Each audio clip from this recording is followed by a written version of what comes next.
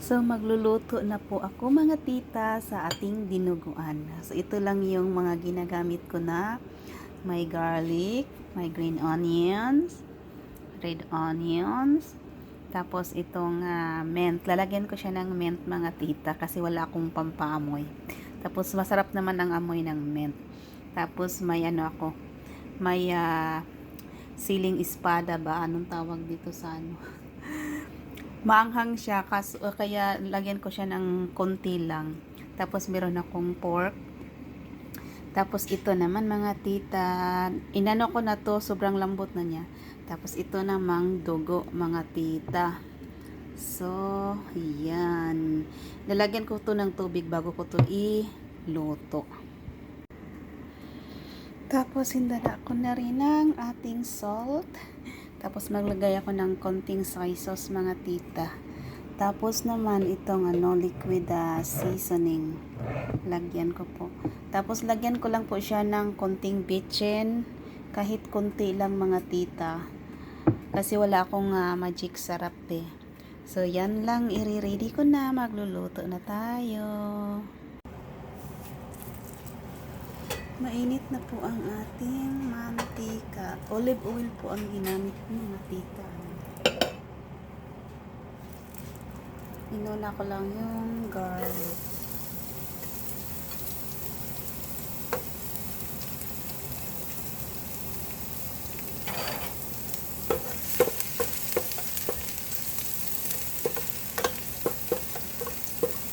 Ang bango.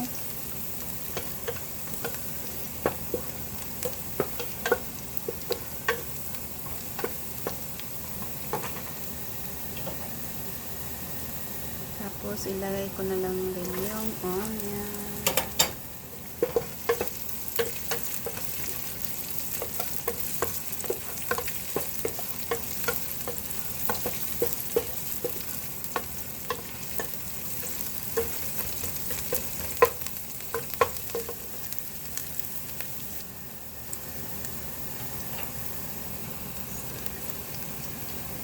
So, mamaya ko na to ilagay ang itong green talaga.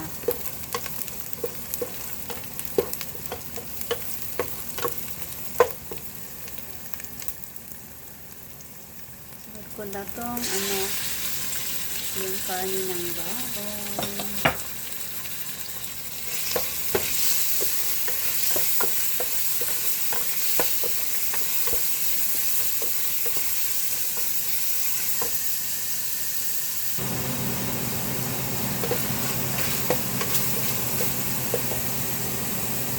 Sabay ko na rin mga tita, yung laman loob po ng baboy.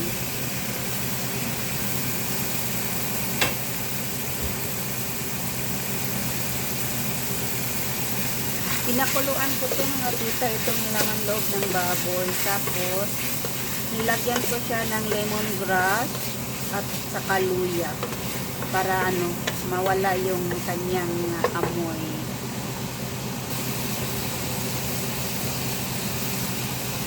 Ilagay ko tong sili mga tita.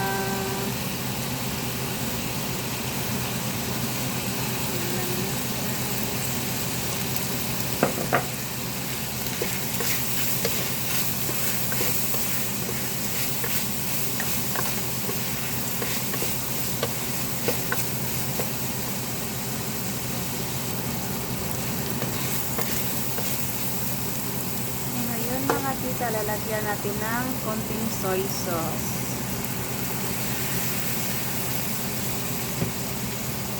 Tapos itong liquid seasoning. Nasa inyo lang po mga tita kung gaano karami yung gusto niyo ilagay. Sa akin kasi di ko na siya tinitingnan kung gaano karami. Tapos lagyan ko siya ng salt. Tapos titikman natin to ulit mamaya. So ito namang bitchin. Yan, konti lang po ang nilalagay natin. Para pang lang.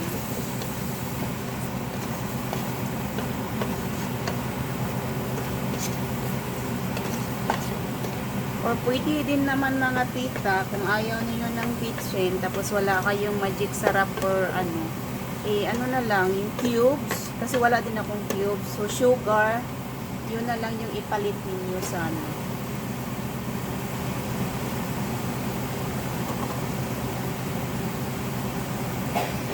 So, ilagay na natin ito mga tita.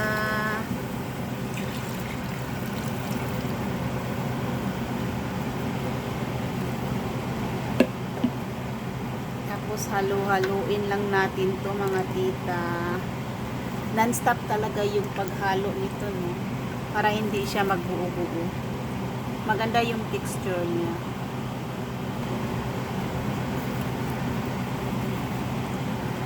Tapos ilagay na lang natin to mga tita.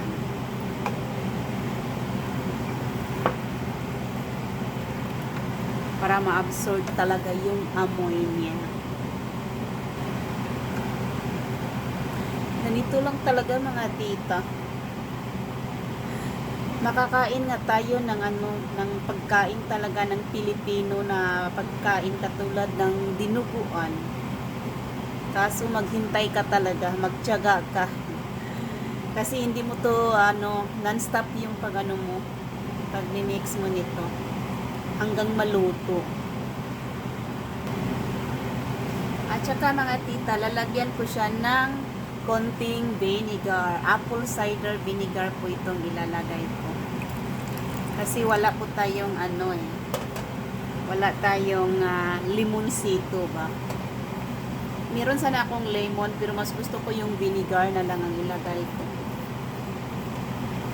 Tapos ang vinegar ko kasi may mga ano to, may mga spices kasi to mga tita. Ako yung gumawa nito ng vinegar ko na may spices. So, nag-umpisa na siyang mag-ano mga tita. Ang ganda ng texture niya mga tita. Oh, tingnan. Hindi siya nagbuo-buo. Sobrang amoy ang bango. Hindi siya buo-buo.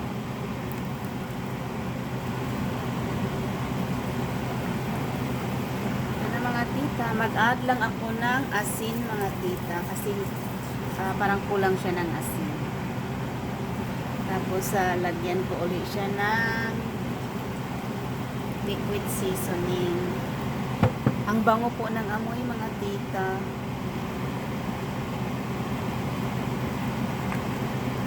Wow. Tingnan niyo mga tita oh.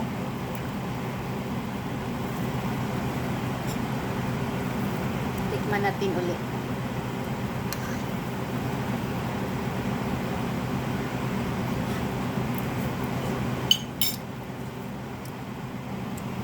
Yan na mga tita. Ang sarap na niya.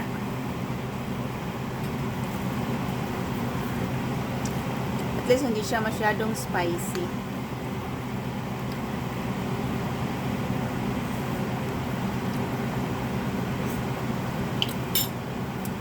Yun na nga. Luto na ang ating dinuguan mga tita. Yan. Luto na siya.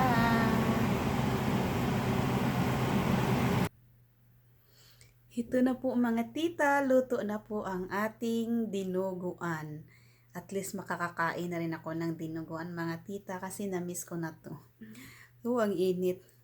So ang ganda po ng texture ng ating dinuguan mga tita. Papakita ko sa inyo mga tita. Yan mga tita, tingnan ninyo ang ganda ng texture ng ating dinuguan. So, hahaluin mo lang siya talaga non-stop. Titikman na natin ang ating dinuguan, mga tita.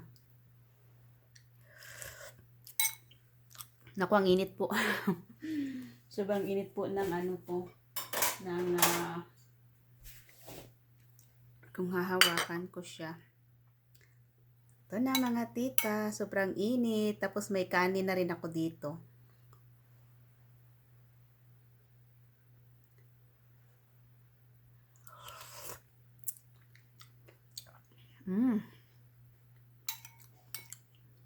Sarap. Sarap mga tita. I-try ninyo.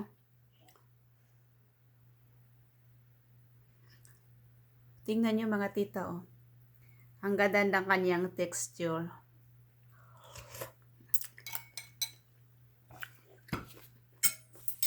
Maglagay tayo sa kanin, mga tita. Dami kong kanin, mga tita. Nagugutom ako. So, kakain tayo ng breakfast before tayo mag-umpisa sa ating gawain ng bahay. Dami nating gagawin every Saturday.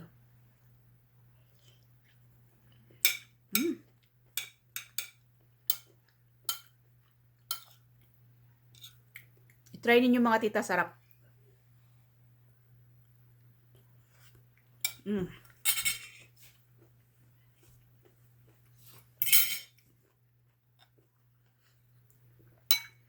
So, yan lang, mga tita, mga tito. Sana nagustuhan ninyo ito, lalo na sa mga Filipino na nanonood sa ating YouTube, sa ating mga video. Thank you. Maraming salamat po. Pasensya na po.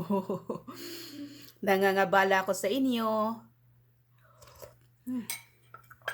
Sarap po talaga. Bye-bye. Maraming salamat talaga. Have a great weekend, mga tita at mga tito.